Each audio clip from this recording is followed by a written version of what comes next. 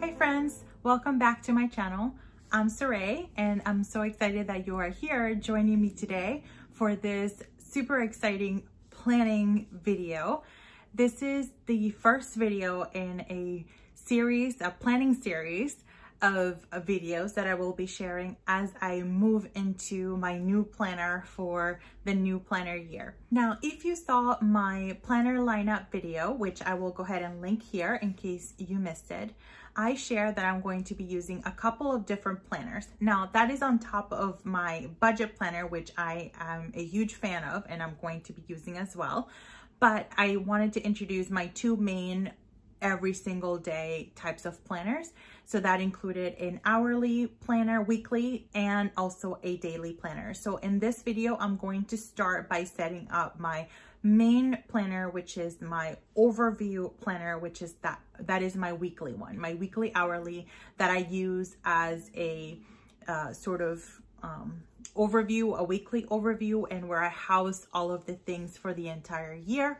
And then the daily one is really going to be for the purposes of the daily. So I will go into more detail into the daily planning and how I plan in that daily. But for now, this is just the initial setup and all of the different components that I do before getting started with the planner. So let's go ahead and get started. Right, so we're gonna go ahead and get started by setting up the planner, removing some of the components that I'm not going to be using and getting it ready to be used. So this is an 18-month planner. So it is a pretty thick coiled planner. And I did order in 18 months, so that's why it's so thick.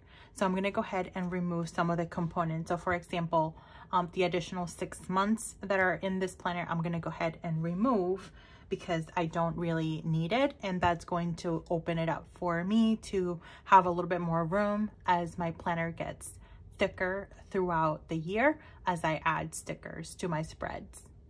So what I'm gonna do is I'm going to come over to July of next year, 2022, and I will keep the monthly spreads, but I will remove all of the weekly sheets. And the reason why I am keeping the monthly spreads is so that I can plan ahead for the second half of next year, since this would be now an academic planner. So I can have those months ready to go so I can plan ahead. So I'm gonna go ahead and take all of these weekly spreads out and just leave the monthly.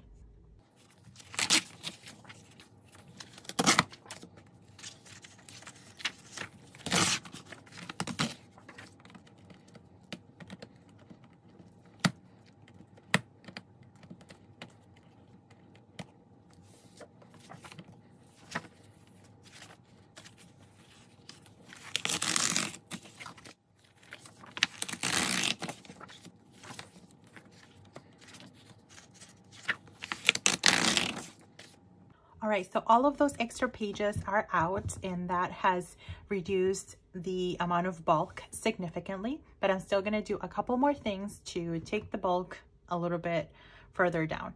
So one of the first things that I do is I also take out the sticker sheets that come in the back. This one has 4 sticker sheets, and while it may not seem like a lot, it does add a little bit of extra bulk, and I am more likely to use them if I take them off. So what I'm gonna do is I'm just gonna go ahead and rip them off.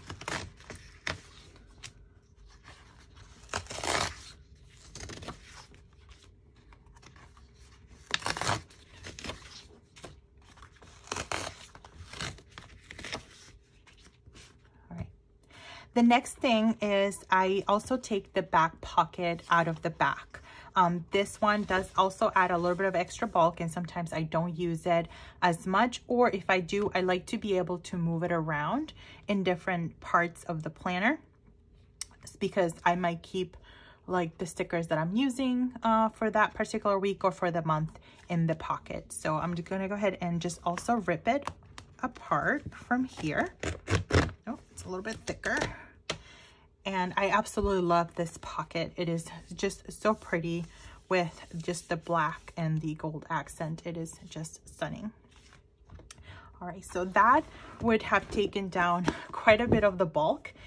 and for my planner. So I'm pretty happy with that progress. So let me show you what I do or how I set up those other pages that I just took out. So using a paper cutter, what I do is I just trim the edges of each of the sheets so that it is nice and clean.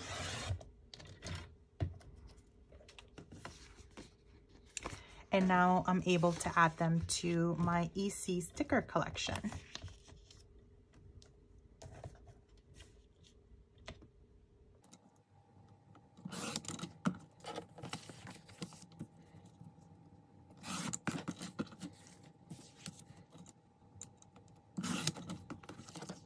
I will also use the same thing with the back pocket.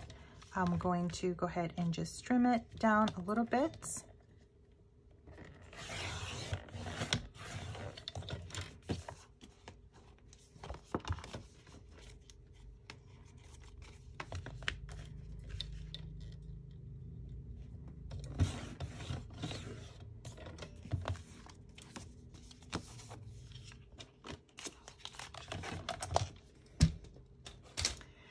And since now I don't have the holes, I like to use a coil clip to attach to the pocket so that I'm able to snap it back into place.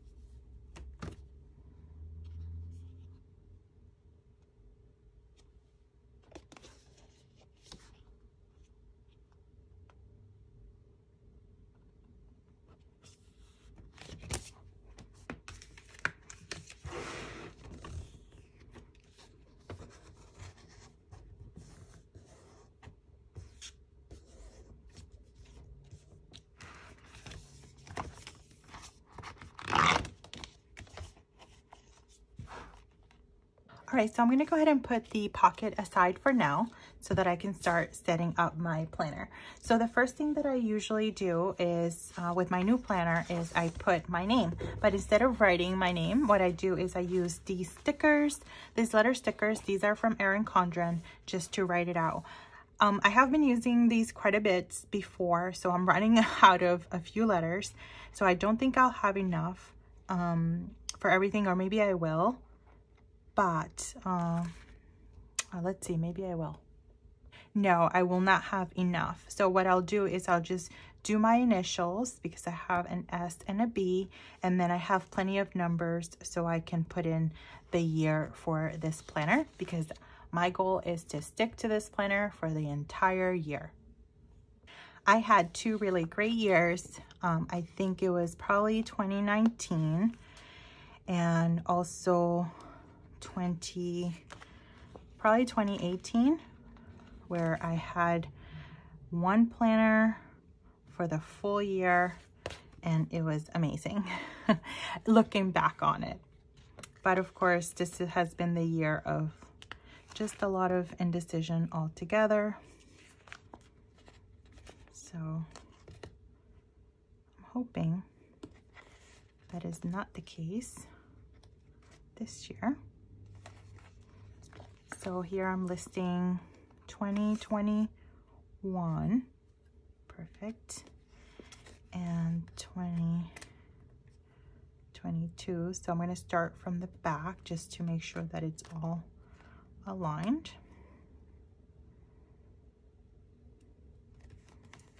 I have a 0. And I have another 2 here. Probably gonna have to order some new ones for my next planner, because I'm definitely running out of some of my mostly used letters. And since I don't really have a dash, I'll just go ahead and draw one myself. There you go. And this page is pretty much done. Next, we are moving on to the year at a glance. And this one I used to just take a quick overview of the year. And I use it to mark our paydays, as well as any holidays or just anything major that we might want to track. But for the most part, it is basically just a lot of color dots. But what I'm going to do is to sort of differentiate it a little bit is I'm going to actually use these other letter stickers. These are also from EC. I wish that they were gold, but they're rose gold, but that's okay. I still like the metallic. So what I'm gonna do is I'm gonna put 2021 up here and then 2022, just so that I know that it is a little bit of a different year, so that I'm able to differentiate the two. Oh no, this one's I have to be extra careful because they're very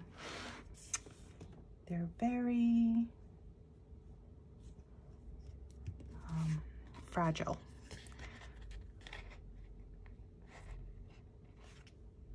They're a little more die cut than the other ones, so I have to be extra careful.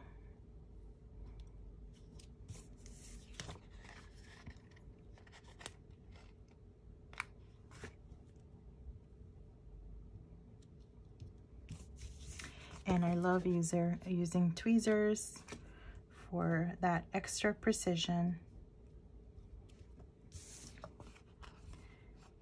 And I already like this idea because it really calls it out, especially in such a neutral planner. Oh, good thing I do have extras because I just ripped that one. So be very careful.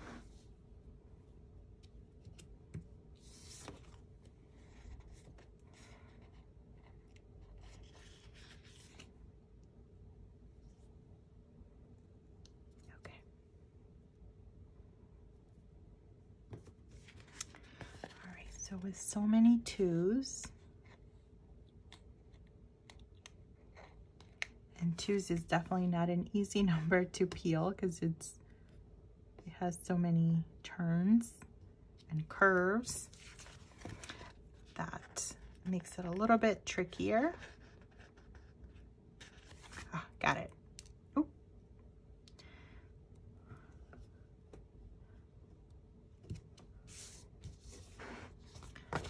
Right, I really like this look because it really distinguishes it for me. So yeah, I think that's perfect.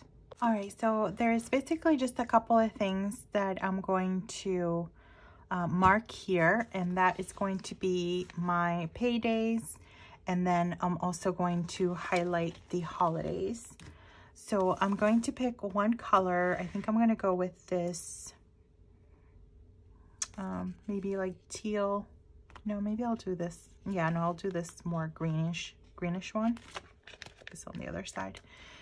To mark my paydays. So that'll be starting with July 2nd.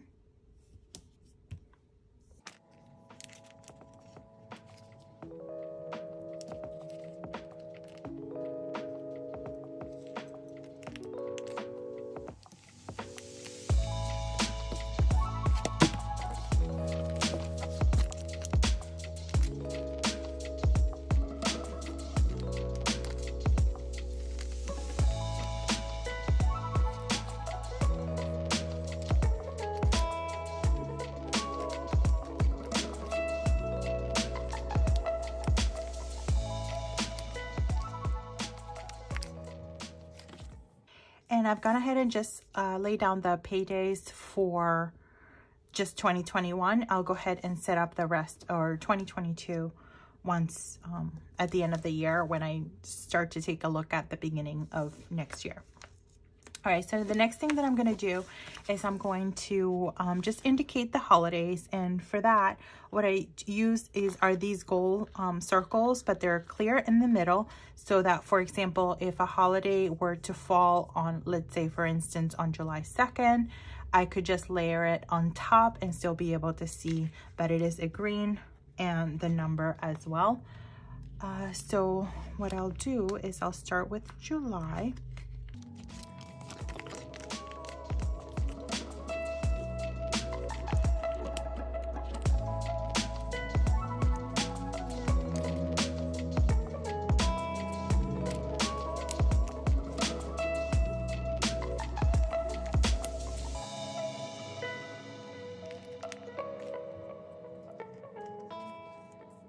All right, and then the last thing that I will mark is for my job as a program manager, I do need to do a lot of logistical things for new hire groups that are starting. So we call those groups cohorts. So I just need to mark when those cohorts will start, which typically they start every couple of weeks. And for that one, I think I'll just go ahead and use this light pink one because I don't want it to take too much room or in terms of look. So the first one will be on the 5th.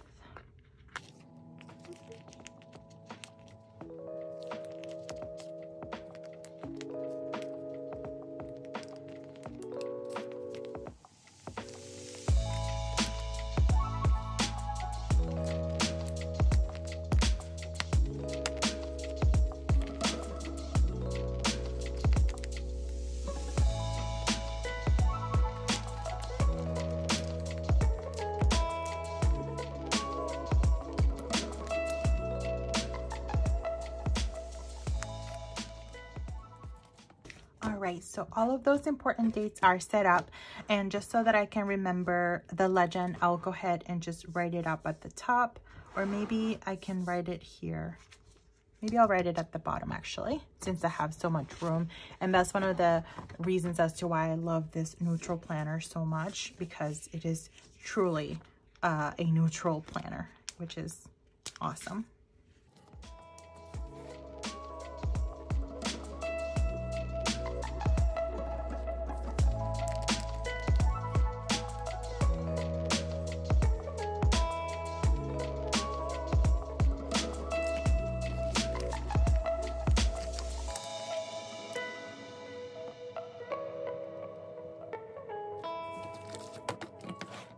All right, so now that my year at a glance is all set, I'm gonna go ahead and skip this section because I'm gonna do this one in a separate video because it's gonna be a little bit more involved. This one alone can just take me a little while.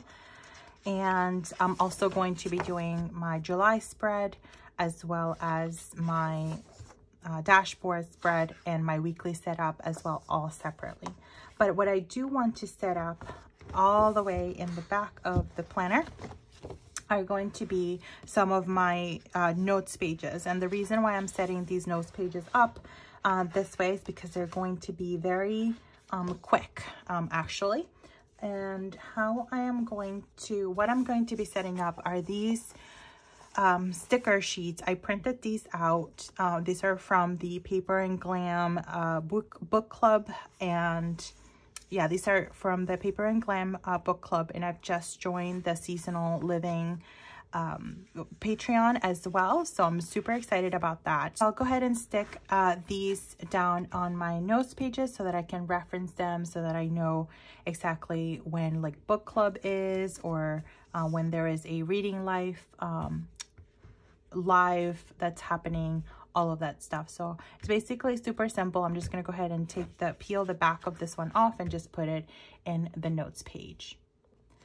And I'm going to actually start from the back to the front, just because I do have some ideas of other pages that I want to add there. So that'll give me some room to keep some things in somewhat chronological order.